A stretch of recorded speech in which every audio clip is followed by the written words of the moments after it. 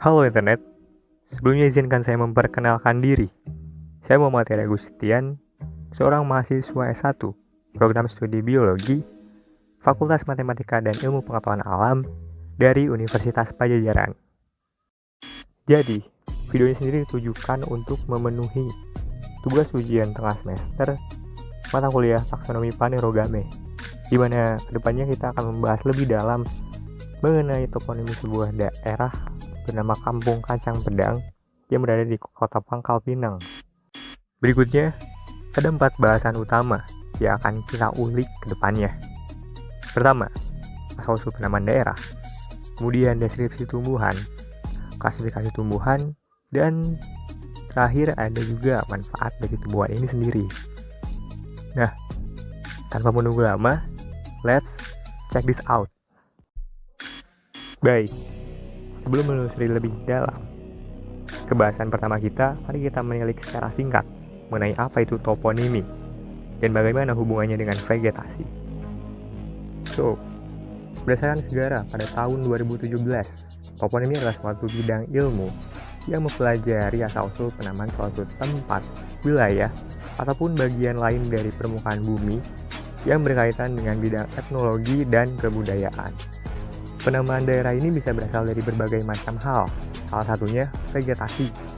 Nah, jadi penamaan daerah yang berasal dari vegetasi ini banyak. Dan contoh yang akan saya bahas ke depannya adalah Kampung Kacang Pedang. So, menurut Aprilia pada tahun 2016, Kacang Pedang merupakan nama kampung di Pangkal Pinang yang berasal dari nama tumbuhan kacang berwujud menyerupai pedang. Dan berasal dari apa yang dipercaya, tumbuhan ini biasanya ditanam sebagai penghias pagar rumah masyarakat dan juga bermanfaat untuk dijadikan makanan ataupun sayur. Asal-usul kata kacang pedang mengacu pada tumbuhan kacang yang berbuah seperti pedang, sehingga secara etimologis dapat disimpulkan kacang pedang mengacu pada buah tanaman yang mirip dengan pedang. Di sini juga saya sudah menampilkan peta lokasi dari Kelurahan Kacang Pedang ini sendiri. Secara administratif, Kacang Pedang merupakan kelurahan yang berada di Kecamatan Gerunggang, Kota Pangkal Pinang, Kepulauan Bangka Belitung. Dan salah satu yang menjadi ciri khas dari Kampung Kacang Pedang ini adalah jembatannya, seperti yang dapat dilihat pada awal video sebelumnya. Berikutnya, kita akan membahas mengenai deskripsi dari tanaman ini. Gimana dapat penonton sekalian lihat, saya juga telah menampilkan beberapa foto dari bagian tumbuhannya. Oke, jadi dari deskripsinya sendiri, habitus tumbuhan ini perennial dengan tumbuhan batang sekitar 3-10 meter, kemudian daun majemuk beranak daun 3 atau trifoliate, dengan bagian aksial hijau dan abaksial hijau pucat seperti yang dapat dilihat pada gambar. Tepi rata, ujung meruncing pendek, pangkal daun runcing, juga memiliki sayap di bagian ventralnya. Sedangkan untuk bunganya sendiri memiliki perbungaan majemuk, tandan, tangkai menjuntai dengan kelopak bunga berwarna hijau, serta memiliki mahkota bunga berwarna putih dengan daun mahkota terbagi 2 lunas, 2 sayap, dan 1 bendera. Lalu untuk kelaminnya sendiri, dari mulai putik, berbentuk membulat, dengan sari berjumlah 10, monodelphus, kepala sari berwarna kuning kecoklatan dengan bentuk oval. Kemudian untuk buahnya sendiri berupa polong yang berukuran besar, berwarna hijau kekuningan saat muda dan kecoklatan saat dewasa atau matang. Dengan biji berwarna merah muda hingga merah cerah, berbentuk oval, belum terlihat jelas, berbentuk silindris dengan panjang 2,4 cm. Informasi lebih lengkapnya dapat penonton sekalian baca melalui jurnal Wijaya dan Suwarna tahun 2020 yang akan saya tampilkan di akhir video nanti. Sekarang, kita telah sampai ke pembahasan ketiga dalam video ini. Jadi menurut Wijaya dan Suwarna pada tahun 2020 menuliskan bahwa kacang koro pedang merupakan tumbuhan polong-polongan yang banyak terdistribusi di daerah tropis.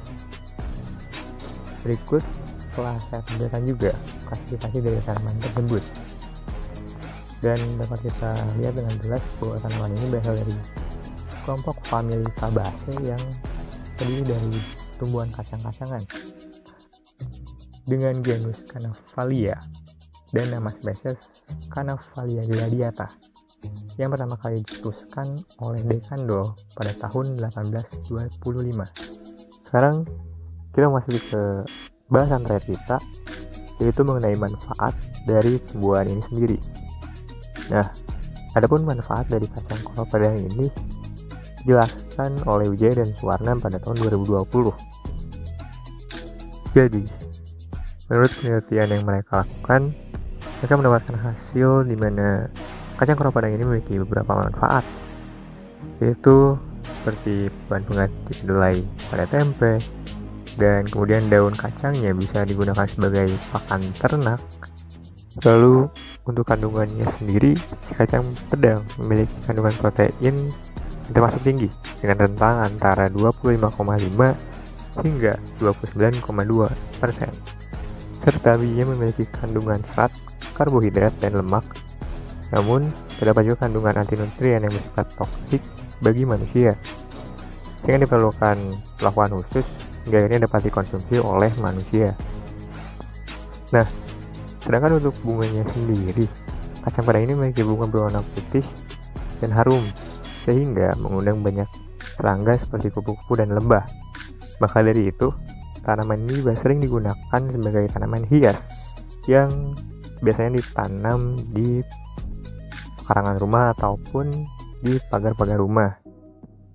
Sekarang, bicara soal pertanyaan apakah tanaman ini masih umum ditemukan pada daerah tersebut?